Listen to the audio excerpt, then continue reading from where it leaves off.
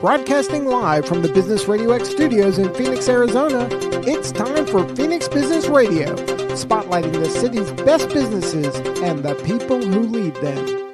Hey there, everyone. Welcome to Culture Crush RX. I'm your host, Deb Karen, and this is a show where we explore what makes great company culture, and we chat with local business leaders about how we can cultivate healthy, productive work environments. Today, I have in studio with me Catharine Ellingsen. She is the EVP, Chief Legal Officer, Chief Ethics and Compliance Officer, and Corporate Secretary, just a few titles, with Republic Services, which is an industry leader in U.S. recycling and non-hazardous waste disposal. And then I also have my dear friend and colleague, Patti Milligan. She is the Director of Nutrition at Tignum. And at Tignum, I also work there, full disclosure. We're a company that helps business leaders and their teams increase their energy, their resilience, their mental agility, and become energy givers so that they can make a more positive impact on everyone in their lives. So I'm going to let the two of you dive a little bit deeper into your introductions there. But I'm going to start with you, Catharine. Patti, you already know my little intro question, so I'm going to throw you a curveball. Oh, boy. But what was your very first job, Catharine? Oh, boy. My first job was babysitter. My first paying job. Would you like to know that? Oh, you didn't even get paid to babysit. Eventually, I did. Yeah. I was a babysitter, but then my first real job was working at a wine and cheese shop. Oh. Wow. Okay. That's a fun first job. It was. Yeah. I had it for a number of years. Yeah. Yeah, I'd hang on to that job, too. Can I apply? Yeah. Sure. I'll circle back to that one when you're done with this job. I'll go back to doing that. Yeah, that sounds fun. So, Patti, I think you shared with us what your first job was last time you were here. Let's talk about what was your first job right out of college. Okay. Well, that isn't as exciting as my first job. I was an A&W car hop, which I know for Midwesterners, that was a big deal because you could eat outside for 2.5 months. 2 months out of the year. I know I did the same thing in Maine. I worked at a car. Right. What do Maine? they call it? Drive-in in Maine. Oh, I'm from Maine. Are you? I grew up in Maine. Oh. I babysat in Maine. Interesting. I grew up in Brunswick. Oh, I grew up in Kennebunkport. Oh, there we go. Hey, we were neighbors. I love it. Oh, my gosh. I love it. How Small funny. world. We didn't even cover that off air before we dove in. All right. Well, we derailed you. Yeah. So my first job was actually in Hawaii. And again, being a Midwesterner for a first job in Hawaii, I thought I had hit nirvana. And it was in a clinic hospital where I was a clinical dietitian. And I really say that really spawned my whole career trajectory because with all the multicultural aspects and food as medicine I got to see, from Samoans to the Asians to the local Howleys to the military folks. I mean, it was really a fantastic start to my career. Yeah. Wow. Straight to Hawaii. How did I didn't even know that about you. Well, I have to comment one other time, but they really taught me also, even though the phrase, we don't believe in this anymore, is work-life balance. We believe that it's integrated. But I really saw that because the physicians would round in the morning, and this is before cell phones. I'm kind of dating myself. And we just knew when they finished rounding, they were going to go surf for the afternoon. So we were going to solve all of our own problems at the hospital and not see them till the next morning. Wow. Now that's work-life balance, I'd say. Yeah. Yeah, that's taking advantage of living in Hawaii. You got to do that for sure. All right. So, Catharine, you had, I don't know how many titles I just gave you when we did your introduction. Yeah. So tell us a little bit about Republic Services and then what you do there. Sure. So Republic Services is, as we mentioned earlier, a leading industry provider of recycling and non-hazardous waste services all around the country. And we're headquartered here in Arizona, in Phoenix, and we're actually the largest company headquartered here in Arizona by market cap. We employ 36,000 employees all over the country. We operate in 41 states and Puerto Rico and service many loyal customers every day. We have 14 million customers that we service around the country every day. And we pick up nearly 5 million containers of trash and recycling on a daily basis as well. Right. Something that we all take for granted, I think. You know? We do. You just don't think about it. As long as you take your trash or your recycling can to the curb and it's empty when you come home at the end of the day, that's good, right? Yeah. You don't think where it goes, how it's handled, how it's managed. And right. That's all what we do. We manage the waste stream from the time the customer leaves it with us until it reaches its final resting place in a landfill, recycling center. And then even after that, it's our responsibility, to manage that appropriately. Right, which is a much bigger task than I think any of us realize. It would be interesting to see a little, like a GoPro on a piece of trash, follow it along on its journey and see what happens. So that's really cool. You guys have been around. We started to talk about this a little bit before we got on air. Been around for a very long time. Yes. So since before recycling was cool. Yes, before it was a thing. Yes. Yeah. So tell me a little bit about how you've seen that change, how the industry has changed as long as you've been part of it. Yeah, the industry has changed tremendously, over the years. I've been in the business for with Republic for nearly 20 years now, and wow. and just the language we use, the approach, the philosophy, the strategy has evolved tremendously. I mean, it used to be, the trash business, the garbage business. Trash just went to a landfill, and now it's really about environmental services, and it's about being good stewards of the planet, and thinking to the future and making sure we're very responsibly managing all of those waste streams that we're entrusted to handle. And it's just the business is a lot more complex than anyone thinks about, just like we talked about a minute ago. I mean, it's not just picking up the trash and putting it somewhere. It's constructing and managing landfills. And we have highly trained engineers that, design and build and manage those landfills. And so it's just a multifaceted business, takes a lot of different skill sets, and it's very focused on the environment and kind of sustainability. And obviously, we're a publicly traded company, so we have obligations to our shareholders to be profitable, to have good shareholder returns, but it's also kind of capitalism with a purpose. And right. We're providing a service to our customers, to our communities, and ultimately to the planet. And that's just a completely different way to look at this business from how it was looked at 20 years ago. Yeah, that makes sense. And in fact, for those who are, I'm probably dating myself now, but when I first went to work at Republic, I left private practice. I was at a law firm, and I told my parents that I was going to go to work into the garbage business, and they said, "What, you're going to work for the mob?" And I said, no. And so some people have that kind of view that the trash business is about the Sopranos, and it's not that in any way, shape, or form. It's a very ethical and responsible industry, and certainly Republic Services is. Well, and I mean, obviously, it's also one where you have some job security. Yes. Unfortunately, we're never going to stop producing trash. Yes. Everyone produces trash every day. Yeah, exactly. So since we're really kind of focused on company culture here, I do kind of want to dive into that whole, doing good things for the planet piece. Mm-hmm. Is that something that you think is common amongst your staff? Does everybody have that feeling of, I'm here to do something good for the world?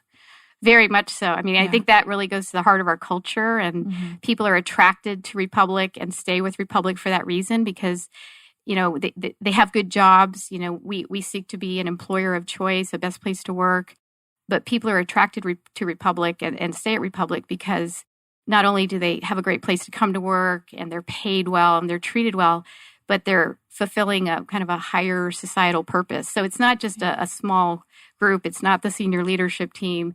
It's a true part of our culture and our core values. Yeah, that's what I was trying to look on your website while you were talking and see if your core values were listed there. Can you run through what those are for me? Yeah, so test now. No. Yeah, it's okay. I got a cheat sheet for you right here. So I love to talk about our core values. Our symbol, Republic symbol, is a big red star. Mm-hmm. And if you look more closely at that star is actually comprised of 5 R's.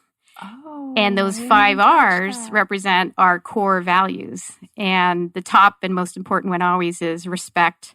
So respectful, responsible, reliable, resourceful, and relentless. And relentless I love too, because it just goes to the energy of our company, our culture, our people, and, determination and dedication has, really made a difference in how we've been successful as a company over the years. And so relentless really, really goes to that. Yeah. I love that. I love the whole concept of all of those pieces coming together. And then obviously we have that sustainability piece. So this is where we're going to have Patti chime in a little bit because the common link, Tignum, is about sustainable high impact. So to keep your company sustainable, your employees have to be sustainable. Yes. So Patti, tell us a little bit about, that sustainability piece as far as it plays into the people part of the business. Sure. Well, and I'm going to go to one of our first conversations I had with Catharine. We actually met through a women's leadership group, which was really set initially to bring women to the table, more the C-suite table.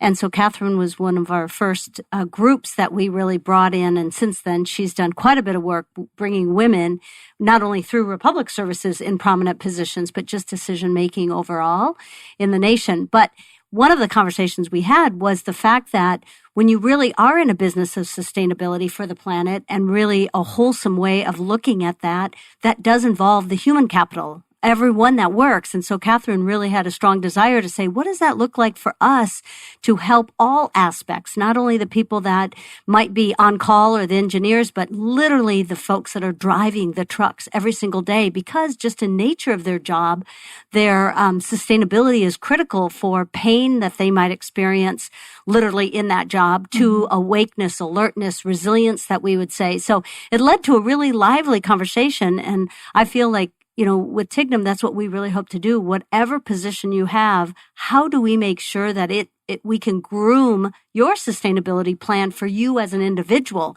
Might be different for an engineer, might be different for what Catherine's role is, as well as a driver. But I think we can customize that so that, again, for higher purpose, what is the impact you want to make to your coworkers and your families? Absolutely. Yeah.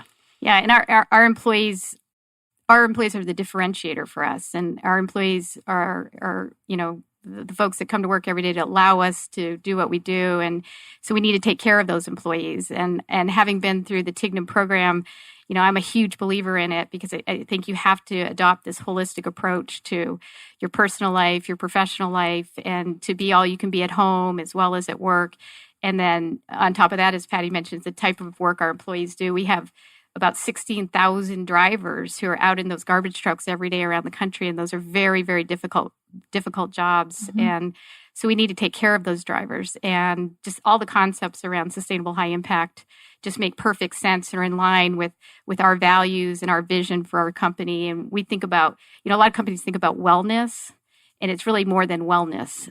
It's really about kind of this, you know, I keep calling it sustainable high impact, but it's a holistic approach to a person's wellness, home, work, financially, health-wise. And so everything that sustainable high performance talks about really fits in, just really aligns with what we believe at Republic.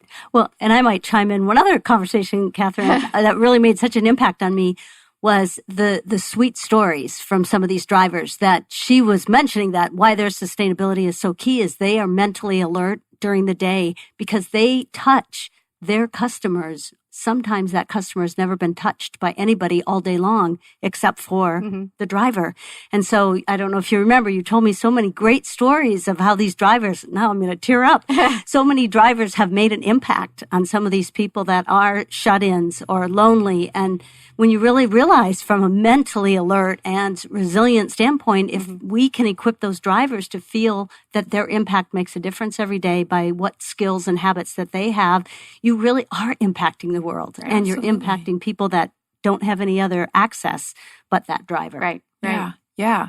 Are there specific stories that you can share, or one or two? There's, as Patti says, there's so many stories, but our drivers have done everything from, you know, rescuing people from burning homes to helping people who are experiencing a medical condition. Favorite of young children, as you can imagine. My own kids, you know, isn't that funny? Pick My their daughter bedrooms. does too. Yeah. She does. She stakes it out. It was garbage day this morning. Yeah. Like, okay. Yeah. Yay, the garbage truck is here. It's funny. Yeah. They're lifesavers oftentimes. And our drivers are a key part of the communities in which we serve. And like Patti said, sometimes the only touch point that someone might have in a given day. And we try to have, you know, one driver, you know, same route, same truck, you know, so every day they get to know the people, and they develop relationships sometimes, and they know, you know, something's wrong about that house. I haven't seen Mrs. Jones in a couple of days, or why is that window broken? And our drivers go above and beyond. They just don't think, oh, it's not my business. I'm just here to pick up that trash. They will reach out. They will, you know, alert the authorities. They will take action as necessary. Sometimes they personally jump into action, like I said, to help people and save lives. And so that's just another example of kind of who we are as a company, and our frontline employees are, the face of the company and the key to our success. Talk about living values, right? Responsible and relentless. Yes. Absolutely. And it's, before you even shared that, Patti, I was thinking, okay, this is a job that I think the average person looks at and thinks, probably not, the most appealing job to somebody right away. So how do you make that job? The hours, you probably have to start very early in the morning. There's manual physical labor that you have to do. It takes a certain kind of person to want to do that job. Then how do you get the best people to do that and find the people that are willing to do that above and beyond piece? Right. So kudos to you. Is there a specific recruiting strategy that the company uses? Well, again, that's another way in which the industry and our company, have evolved over time. A lot of our trucks are now automated. And so I think 75% of our residential fleet is now automated trucks. So it used to be that you'd have one person driving the truck and one person on the back of the truck, and the person on the back of the truck had to lift the heavy cans. And that's a tough job. It's not an appealing job. Right. It's one that, if you don't do it carefully, you can be injured. So now we have automated trucks. You see them on the streets with the sidearms, and the trash just gets picked up. So that's definitely an advantage within the whole industry now to have the automated fleet.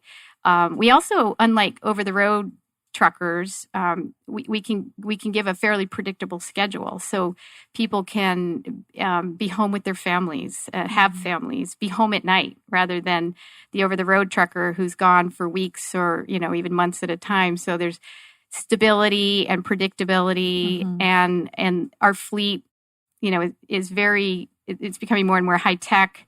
A lot of onboard computers, and people who aspire to play with toys like that and drive a big garbage truck, they're attracted to a career like one at Republic, and especially if they can be affiliated with a company that has a positive reputation and cares about its people, and you can make a really, really good living as a driver, and many do, and we provide very competitive compensation and benefits, so you can have a really great career as a driver, but it doesn't need to end there. Some people have aspirations to go on to become operations supervisors, or go on to management. So we are very intentional about career development, career pathing, so that people can move within the organization. Our CEO, Don Slager, started in the business as a young teen on the back of the truck and washing garbage trucks. That's great. And he's worked his way up, through the organization over the years. So he has a tremendous amount of respect within the organization. And that has to be felt. And it's just, it makes a huge difference. Yeah. Yes. I was going to say one other piece I feel when you speak about that is your public view of the things that you sponsor and get involved in is quite pervasive as well from a sustainability side. Yes. So we do a lot because, again, we're in those communities. We mean a lot to those customers. They mean a lot to us. So our charitable platform is all around, we call it a National Neighborhood Promise, and the Republic Charitable Foundation supports projects all around the country that are related to neighborhood revitalization, neighborhood cleanups, schools, parks, and so there's that connection there. It creates better employee engagement among our workforce, and it creates greater, closer connections with our communities. That's really great. Yeah. And we did already touch on it, but I think it does help people to know that what they're doing on a day-to-day basis is really helping make the world a better place. Truly. Not just the fluff that we say sometimes, but really helping. And I wanted to go kind of back to the work-life balance idea, because we touched on, now we kind of realize there's not necessarily a differentiator, right? So how do you at Republic, how do you cultivate that balance between, you do have your home life, you do need to have that downtime, but then, we want you to be able to show up wholly at work too. And again, I know we at Tignum believe it's kind of, you're still the same person either way. So we want to help people show up their best at work, outside of work, with everyone that they interact with. But what's the strategy that you have in place currently at Republic? Well, that's still a work in progress for us. We have a lot of focus around flexibility in terms of flexible work schedules, which works well if you're working in, at the corporate office or in some of our, management positions. It's really difficult when the majority of our workforce has to be somewhere every day at a certain time. And so there are different ways in which we're attacking this, but we're trying to do a lot of education around the importance of health and wellness, and making sure that we have good policies and processes in place that allow flexibility where we can, so that employees can attend to their personal needs as well as fulfilling their job responsibilities. But it can be a challenge in our industry because of the nature of the workforce and what most of our employees do, and the way in which they have to do it and the hours during which they have to do it. But we're focusing on wellness in a holistic standpoint, financial wellness, health wellness. At our corporate office, we're being very intentional about employees being mindful, and even though we haven't formally done a lot of work around sustainable high impact and the Tignum work yet, the concepts of being mindful and movement, mindset, recovery, nutrition, we do talk about that within our management teams. And for me, having been through the program, as I said, I'm a huge believer in it, and so I am always talking about that with my team of lawyers, because they work in a very kind of high stress, high hours, they can work in a stressful situation. And so I try to model the right behaviors for them. And, I talk to them about this approach and how it's made a difference for me in the last few years. I wish I'd known about it much sooner and earlier in my career. Right. But just if you adopt good practices, it really pays off hugely, in your personal life and in the workplace. Right. Well, the recovery piece is such a big part, that especially when you're talking about lawyers, and there's, a lot of people that think that's not the important part. And then we find that it's where they're suffering the most. And when you can really commit to giving yourself more of that downtime and enjoying that downtime, you'll see everything else gets better too. Yes. Well, and just to comfort your heart, Catherine, we always say it's a journey. There's no finish line. Yes. So just raising awareness and just modeling is always so much better than just preaching it, right? Yes. When you can really do it yourself and see the benefit, and people can see that in you, I think that goes quite far. Absolutely. Yeah, 100%. So what do you think is next for Republic? What do you guys have on the horizon, or plans for growth, or how are we encouraging more of this good stuff you're putting out? Oh, in general, what are we have lots of plans. Yeah. I mean, we are really focused on continuing to, we really think there's a competitive advantage in having the right culture and a strong culture. And so we're focused in a number of different ways on that. One is obviously safety. Safety, first and foremost, above anything else we talk about, is essential at the company, given what we do. But we're focusing on diversity and inclusion, making sure that we have the most diverse workforce possible in the broadest sense possible, for diversity of perspective, experience, and inclusion. And so we're doing a lot of work around inclusion, because we think, in order to, you can have a diverse environment if you want, but if you don't have a truly inclusive environment, it's tough to maintain that diversity. So we think diversity and inclusion gives us a competitive advantage, and is core to a sustainable kind of a long-term culture that we want to have at Republic. So doing a lot of work in education with our employees about why diversity and inclusion is a business imperative. And not only is it the right thing to do, but it companies that are really focused on having an inclusive culture, they're more profitable, they're more innovative, and again, more successful. So we're focusing a lot in many different ways on our culture, making sure it's safe and respectful and diverse and inclusive, that we're focused on wellness and making sure our employees can have that sustainable high impact. There's so many pieces, There's just so many pieces to it, but we're, as a senior leadership team, we, first and foremost want to make sure that the culture we have, the culture we're nurturing, and that's thriving there, we're able to maintain it for the long term, because we think that makes a difference for us in how successful we are as a company. Yeah. So you were in law before you started with Republic Services, yeah? Yes, I was in private practice here in Phoenix. So how do you think that contrasts, that culture piece in your previous life with where you are now? Oh boy, it's been so long since I've been in a law firm environment. It very, very, very different. Just the whole model of the legal profession and how law firms make money and expectations there is just night and day different from being in business, probably in any company. And I think one of the biggest distinctions is our focus at Republic in talent development, career pathing, kind of the opportunities within the organization that an employee has versus in a law firm. You kind of, in a private kind of a corporate law firm, you're kind of on a path. You get hired, you're an associate, you're aspiring perhaps to be a senior associate and then of counsel and maybe eventually a partner or an equity partner. And it's just kind of this sort of grind you're on, and you're just pursuing a very set kind of career path. Mm-hmm.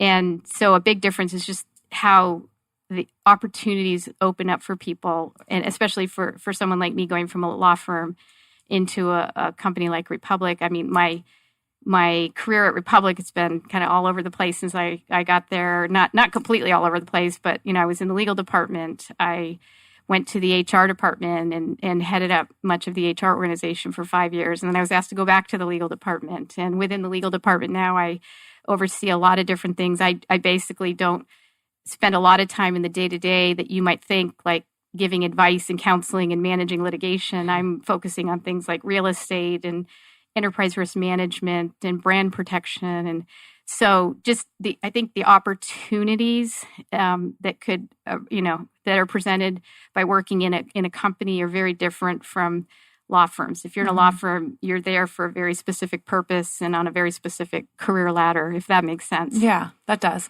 And you said, you did mention you have a lot of engineers and folks that come from that background. Yes. Do you think they're coming over and realizing there's a different world they're working in now? Yes. Yeah. And I think for engineers is another great example. Lawyers, engineers, HR folks, IT folks. You're kind of in this consulting, advising, functional capacity when maybe you're an outside person to a company. But then when you come into the company, you realize, maybe your career is going to take a completely different direction from, what you thought. And you have skills and abilities that can be leveraged to do things that are just wholly different from whatever you had previously contemplated. And we're huge advocates of cross-functional experiences. And, accountants is another good one. People come into our finance organization maybe from, one of the accounting firms and think that that's what their career is going to be. And the next thing you know, they're in operations and they're running one of our business units because they have the aptitude to do it. And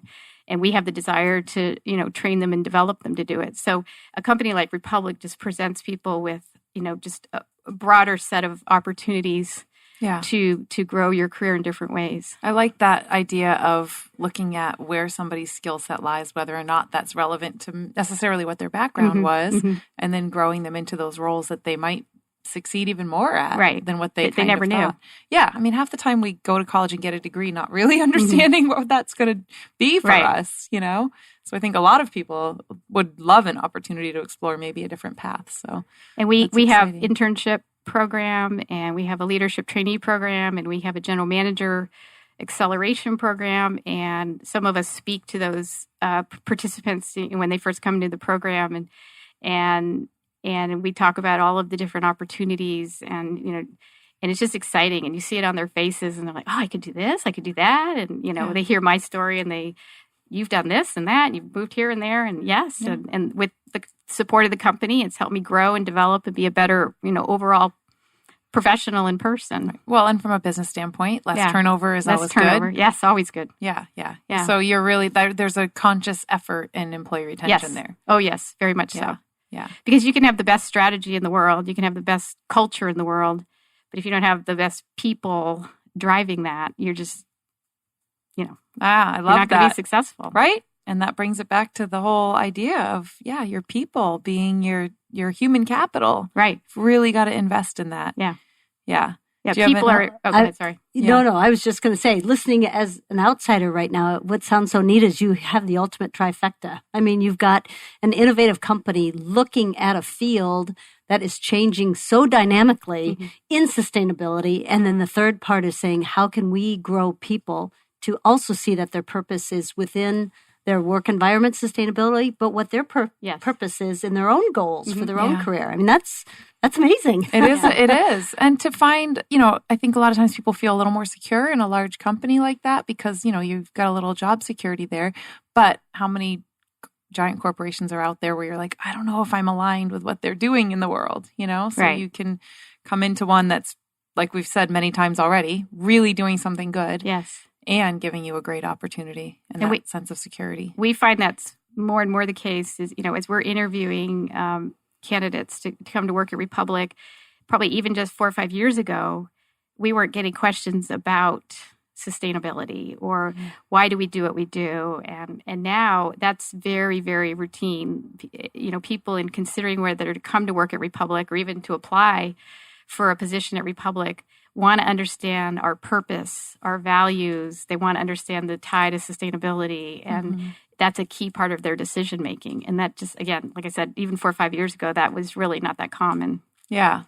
Yeah. I mean, I think society as a whole is much more aware of the sustainability piece now. So that's good. What is it? Do you guys have some particular strategies that you have for, kind of raising that public awareness even further? As a company, are there efforts that are? Yeah, I mean, in a lot of different ways. We know we have a great story to tell, and a lot of different stakeholders who care. So we're out there in different ways on a very regular basis. We have our investor relations team who, is out there talking with our analysts and our owners, potential investors, recruiters. We're very connected and have a lot of terrific partnerships around the country with different recruiting organizations. Obviously, in all of our kind of public filings, I personally am focused on making sure our proxy is not a boring legal document, but really kind of brings out our character and our culture and our focus on sustainability. We have a great story to tell, so we try to very strategically figure out how do we get that story out there and who tells it. And so we are very, very focused on that. Again, there's the community focus, there's the employee focus, there's the applicant candidate focus. So we are very intentional about that. Yeah, that's very good. Sorry, I was trying to look, because you're mentioning the story to tell. Your company's been in business since 96, I think you said, right? Yeah. Well, so yeah. What was is there like a little origin story there that's really fun to share, or? Well, the business itself, the industry's been in a consolidation over 20, 30 years. And so the Republic Services today is a result of the combination of 5 different large or public companies over the years. And Republic Services, as I said, got its start in the 90s, went public in the late 90s. Allied Waste, which was headquartered here in Arizona, people are familiar with the Allied Waste name.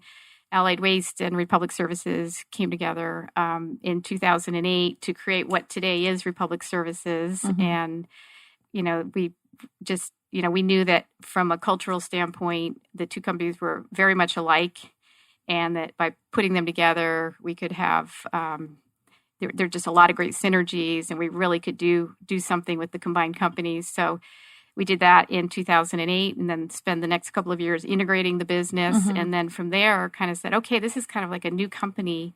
Who do we want to be when we grow up? Yeah. What do we want to represent? And so that's kind of how we, fast forward today, we're focusing on great things like sustainability and our culture and when you having bring one those identity two together. Yeah, I was just going to say there's always that kind of shift where there's going to be some differences from the culture in one company versus the other, and you probably have to piecemeal, like, okay, this is working well here and this is working well here. So, and you were there for that, yes? Yes. So can you share a little bit about that kind of transition and how you navigated that?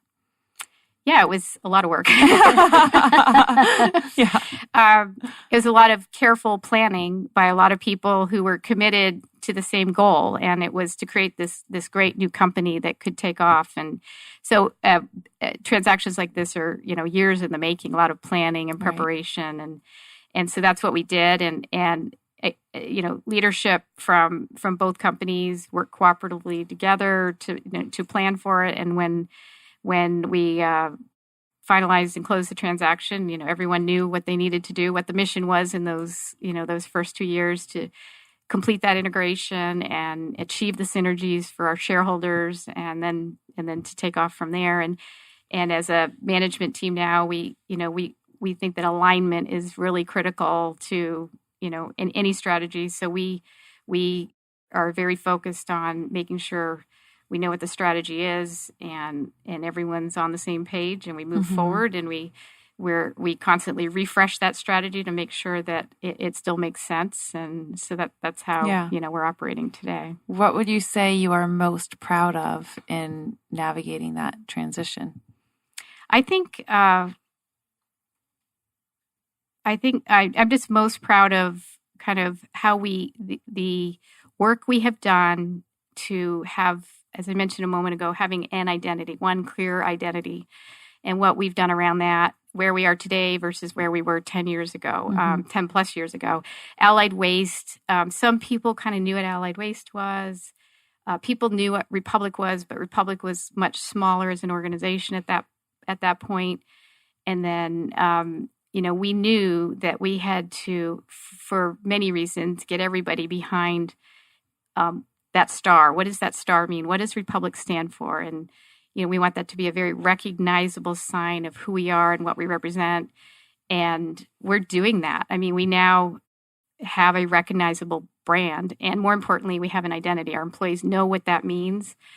They know what it means to work for Republic, what those 5 R's mean. And I think that's what I'm most proud of, is that we were able to achieve that and have the very clear identity that we have today, plus the very clear vision of where we want to go. Yeah.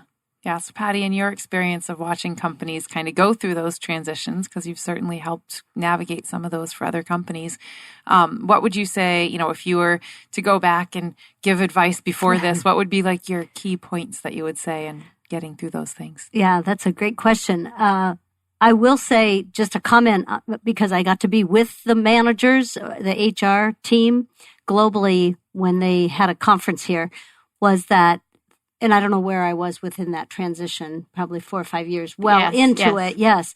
But just the amount of enthusiasm and laughter and camaraderie-ship. So I would say that I've noticed companies that make this transition well are the ones that somehow solidify relationships where they see the greater good. They're not so worried about what happens to me in this organization, but how can I be a representative of this organization? And I think that, to me, is a lever switch, if you can really get that. Instead, it's not a seize of one, but it's a collective. And it sounds like around your logo and around your missions and values, that comes out very strong. Yeah. I'm doing some recent work in colors and logos, so I have to comment. What I love about it is red is, and maybe the folks that designed it knew this deep in their heart, but red is one that's bold, optimistic, and a player on the scene. So in other words, it's a leader right off the bat. Yeah. Of course, the other thing it means alarm and move fast, which I think also speaks to what your company is. That's why you won't see any fast food restaurant that doesn't have red. Oh, that's really interesting. I like that. Yeah. Well, you made a comment a moment ago about, kind of the energy and enthusiasm you saw when you did the HR team training. I think that's another way to your earlier question of, how are we focusing on sustainable high impact, and it's just the engagement that we have within the company, and people are excited to come to work, right? So if you're excited to get out of bed in the morning and go to work, that makes a huge difference, as opposed to, I've got to go to my job today. Yeah. And many folks, they don't look at their careers at Republic as a job. They're excited about how they're going to go to work, how they're going to make a difference, who they're going to interact with. So I think another secret to some of our success is the focus we've had on really having an engaged environment, an engaged workplace. Yes. Yeah. And a caring for one another. I mean, this group was just amazing. Yeah. Just right away, it was palpable that you could feel in the room that they really cared for one another. Yeah. In this. You can always tell when a team is we focused versus me focused. I mean, it's usually evident right away. If everybody's just out for their own gain, that usually doesn't fare quite as well. Yeah, I don't think people, in my experience, people don't last at Republic very long if they're just there to have a job, 9 to 5, and, they're there to have a career and to make a difference. And it becomes evident right away when you're in our culture. Yeah. You know what I'm curious about is the location of your corporate office. That seems strategic just at the growth of North Scottsdale, right? I mean, I don't know if there was any reason behind that, but you're located really close to good, healthy food at Yes. Whole Foods, really close to a wonderful gym called Lifetime. Yes.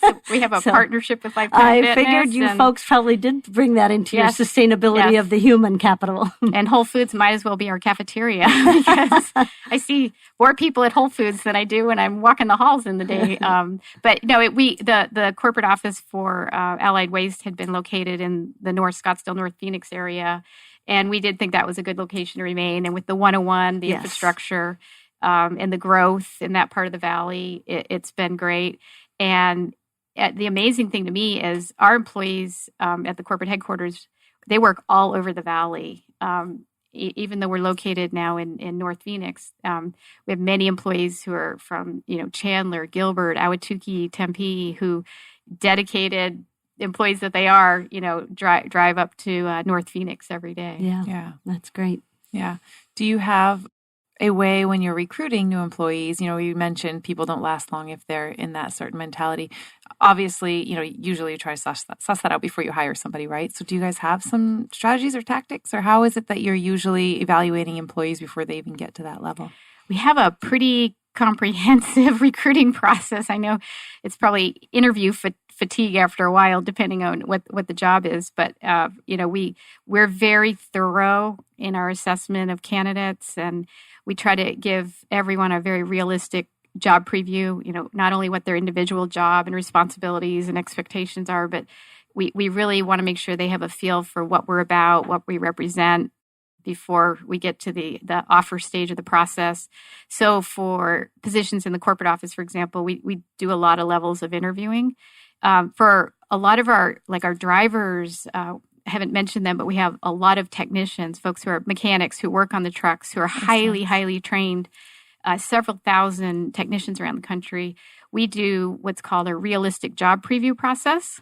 So if you think you might be interested in having a driving career with Republic Services, if you make it to a certain stage in the process, we put you on the truck with us and we expose you to an actual kind of day in the life, not a whole day in the life, but we take them out, for an hour or two so they can experience what the job's like, because a lot of people get into the job and then they realize, I don't like this. I don't want to handle trash. I don't want to spend half my day in a landfill dumping trash. I don't like this job. And so we want people going into the job knowing very, very clearly, being very transparent about what we expect and what the job's all about. And that's been really successful for us in retaining employees. I think that's smart. Previously, we would, our highest level of turnover would be in that first sort of 3-6 months, 1 year of employment, because they'd get into the job and they'd realize, this isn't what I expected. This isn't what I want. So we do a lot of different ways. We really try to do what we call a realistic job preview. Yeah, I think that's smart. I think that's a strategy that anybody entering a new field should just employ for themselves. I know myself, when I was 18 or 19, at some point I had thought I wanted to, I don't even want to name what career. It's going to make me sound like a horrible person to say I wasn't interested in it. But I was something that was very challenging and quite outside of my comfort zone. And I was like, I'm going to go with a friend and shadow his work for a day. And then I was like, you know what? That is not going to be for me. And I'm so glad I did that, because had I tried to go to school and get, do all the things I needed to do to get there, only to find out, oh my gosh, it's so not for me. Mm-hmm. I'm too squeamish for anything that involves anything disgusting, So to get the realistic view of it, it's good. Yeah. I think that saves you as a company time, but also the person. Are there people that go on that ride along and then they're like, you know what? Yeah, it's not going to be for me. Absolutely. Yeah. Better to suss them out then. Right. Yeah, absolutely. Because it has to be the right choice for them as well as for us. Right. Or nobody's going to be happy. Yeah, that's good. I think that's a smart strategy for sure.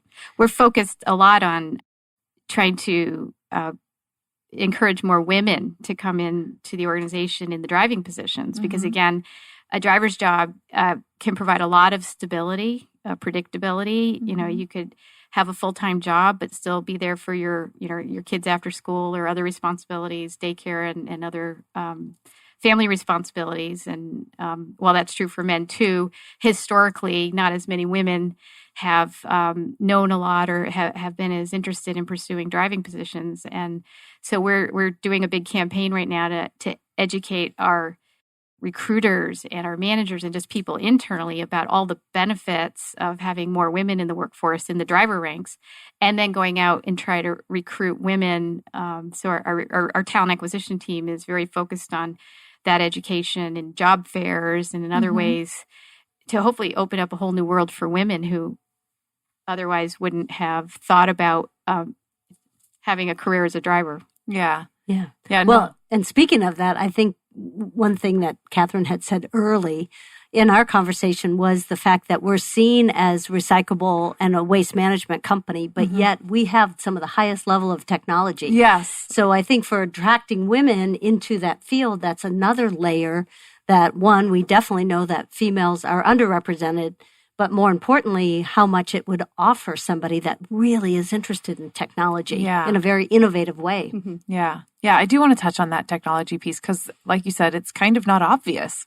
It is once you think about it, like, oh, of course there's a lot of technology involved, but you don't really think of that when you initially think of what the services are. So can you dive a little deeper into that technology piece?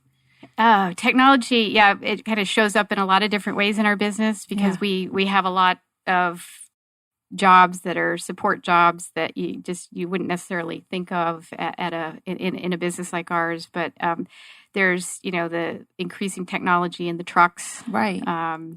The trucks themselves have a lot more onboard computers and greater technology and automation that allows us to be more efficient in that. I can't even imagine the logistics that go into all of it, Yeah, there are.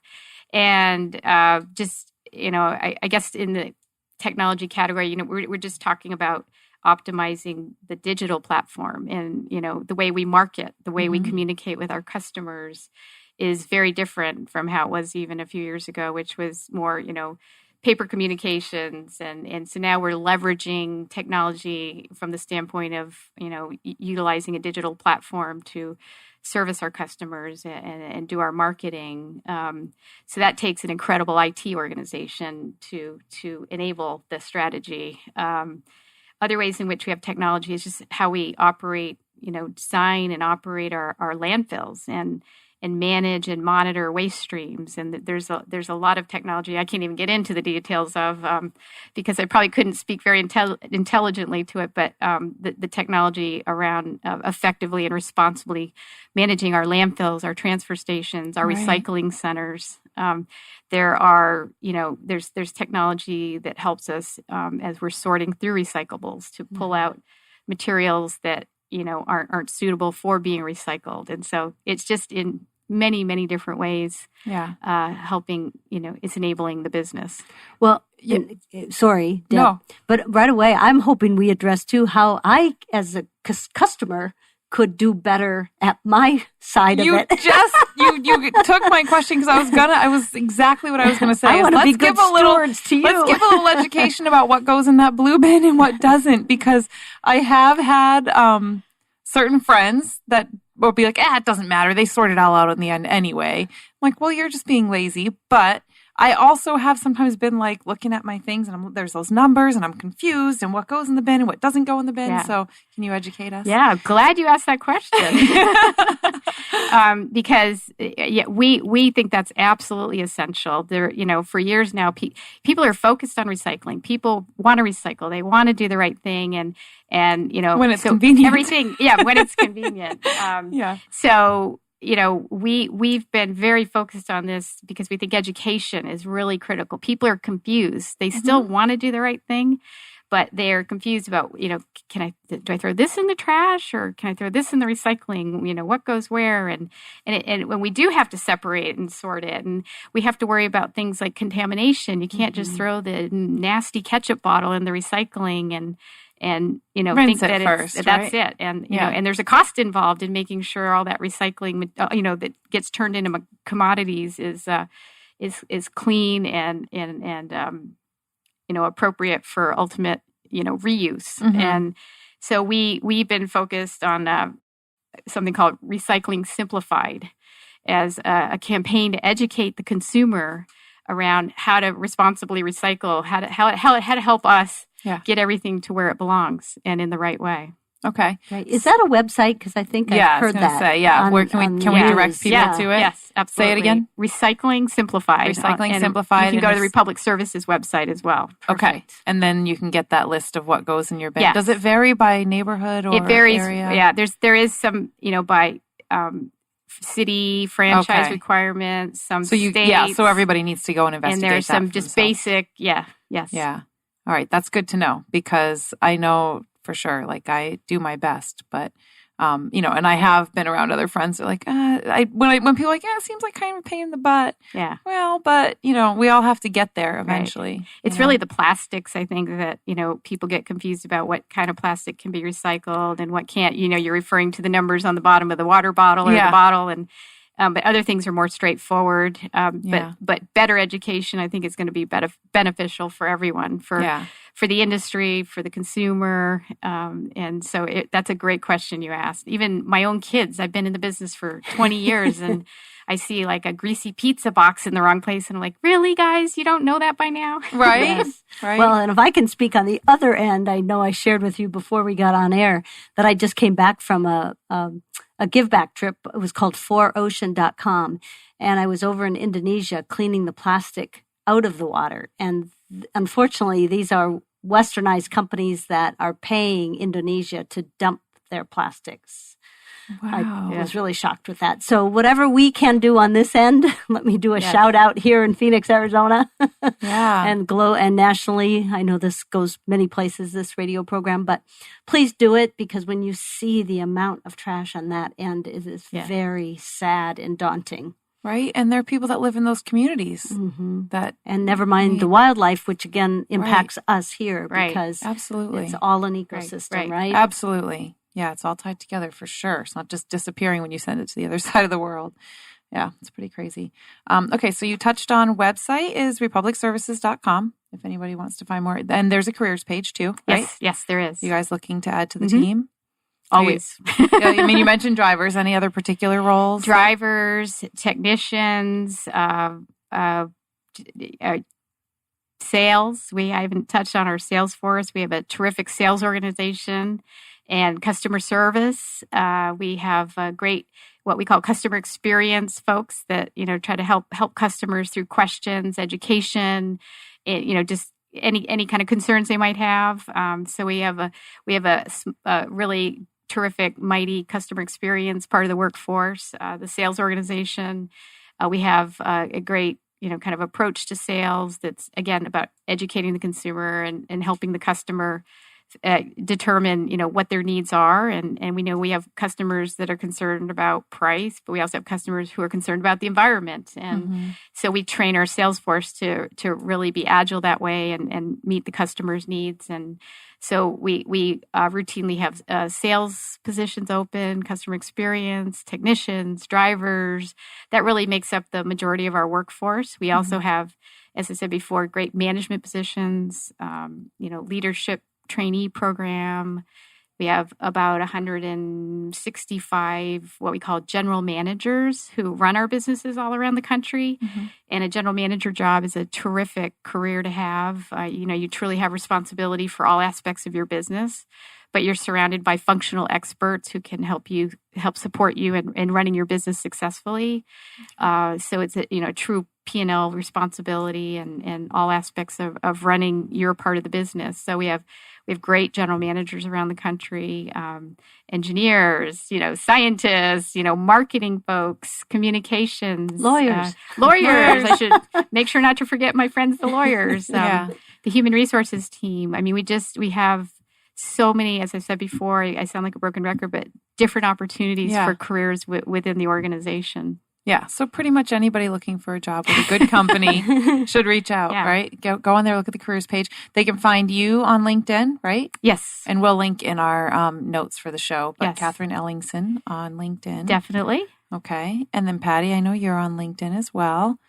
If anybody's looking for Tignum, it's tignum.com. Anything we want to add there? I think we've covered a lot. Yeah, we have. Really fun conversation. It's, and I'm actually eager to go look at that website and make sure I've been filling my recycling bin properly. Think I'm doing a good job. I'm sure you are. Yeah, there may be a few things that I did notice the other day because I tend to sometimes throw like a Trader Joe's bag, like a paper bag if I get one because I forget to bring my like they're in the car and then I forget to bring them in the store and I'm like, dang it. But I'll fill my recycling in there and then I realized the other day it says like don't bag them, so then I have to dump them out when I do it. But that's where I collect them anyway. So well, maybe one last question. I'm sure it's on the website, but rinsing or non-rinsing? Oh. Yeah, that was the ketchup bottle comment. Thank you. I figured when you said that, but I hope that goes out to everybody. Yeah. It doesn't take much for us to rinse, but it definitely saves on the back end. Yeah, right? it does. Yeah. I would be curious. Do you ever do, like, can somebody come and tour the facility? Oh. And see, let's see what really goes into this. Do you do school field trips? We do. We host visits from different folks, schools, potential investors, other people who are interested in the business, sometimes college students focused on sustainability. And I'd be curious to drag my child in there and be just have a look. Yeah, we do. Yeah. And our recycling centers are probably most commonly requested, site visit locations because people like to see the whole recycling process. And we have some state-of-the-art recycling facilities in a couple parts of the country. We just opened a facility in Plano, Texas, and we have a phenomenal one up in Las Vegas. So little kids want to ride on garbage trucks or, see and touch trucks. And we actually do touch a truck type events, around the country. Community events. But people like classes, whether it's grade school or colleges, and like I said, potential investors. And we do, we have to go through all the legal stuff, but we do let people come onto property and do tours we like to show off our business and what we do. And that's all part of being connected with the community as well. Yeah, absolutely. It actually sounds kind of fun. I like to ride on the truck. I try to ride on the truck with the driver, once a year. Mm-hmm. And it just reminds you of, what you're who's really doing the hard work and what we're all about. Mm-hmm. And it just, you're on the road with the driver all day and can see everything through his or her eyes. And so we all try to get in the truck, at least once a year and spend the day out there. I think that's a great practice. Yeah. And I think the appreciation for your frontline employees is powerful. Yes. Yes. All right. Well, thank you both. Great conversation. I've learned a lot. Hopefully our listeners have learned a lot too. But thank you so much for joining us for this episode of Culture Crush RX. We're very proud to be part of the Phoenix Business Radio X community. And as always, I hope that you found this conversation valuable, and we hope to see you next time.